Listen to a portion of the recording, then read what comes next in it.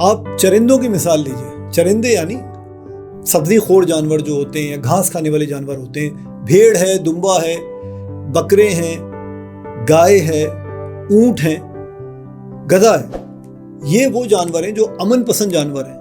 یہ آپ کو اس وقت تک نقصان نہیں پہنچاتے, آپ کو اس وقت تک ٹکر نہیں مارتے جب تک کہ آپ ان سے جو ہے چھیڑخانی نہیں کرتے, بلکہ الٹا ہم ان سے فائدہ حاصل کرتے ہیں. ہم فارمنگ کرتے ہیں, افزائش کرتے ہیں, ان سے دودھ حاصل کرتے ہیں, بار برداری کے لیے یوز کرتے ہیں, ان کو گوشت حاصل کرتے ہیں. تو چرندے یعنی یہ جو سبزی خور جانور ہیں, ان کا مزاج امن پسند ہوتا ہے, فائدہ پہنچانے والا ہوتا ہے, ٹکر مارنے والا نہیں ہوتا, پھاڑ کھانے والا نہیں ہوتا.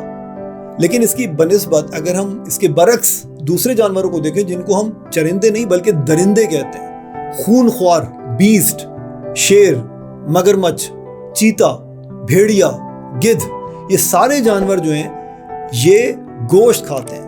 اور ان کی فطرت میں کیا ہوتا ہے؟ غصہ کوٹ کوٹ کے بھرا ہوا ہوتا ہے. یہ آپ کو اس وقت بھی نقصان پہنچائیں گے جب آپ ان کو نقصان نہیں پہنچا رہے ہوں گے, یا آپ پر اٹیک کریں گے ان کو جب بھی بھوک لگے گی.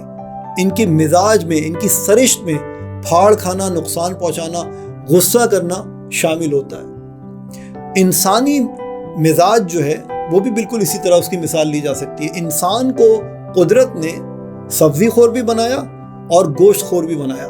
توازن امپورٹنٹ ہے.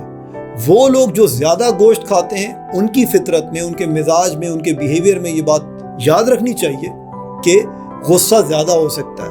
اسی کے ساتھ ساتھ وہ پھاڑ کھانے والی کیفیت جو ہوتی ہے وہ بھی ان پہ طاری ہو سکتی ہے.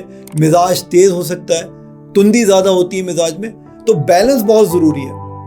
اور اگر میڈیکل اسپیکٹ سے بات کریں تو پھر خاص طور پہ صرف گوشت نہیں بلکہ سرخ گوشت, بڑا گوشت یعنی بھیڑ بکری کا گوشت, گائے کا گوشت, بیل کا گوشت, یہ وہ گوشت ہیں جو ان کی زیادتی جو ہے وہ انسان کے مزاج پر بہت نگیٹیولی, منفی طور پر اثر انداز ہو سکتی ہے.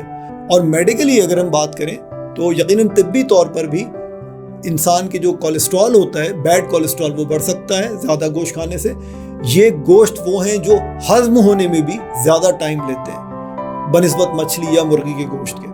تو آپ کے معدے پر بھی لوڈ پڑتا ہے, اس سے زیادہ کو ٹائم لگتا ہے ان غذاؤں کو ہضم کرنے میں.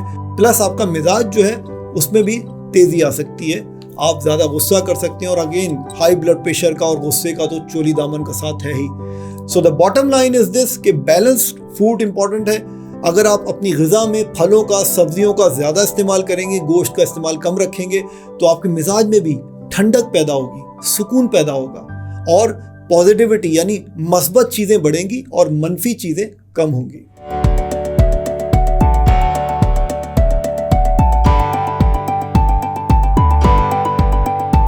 WhatsApp now at 0314 2288 255. Visit us at drakram.com.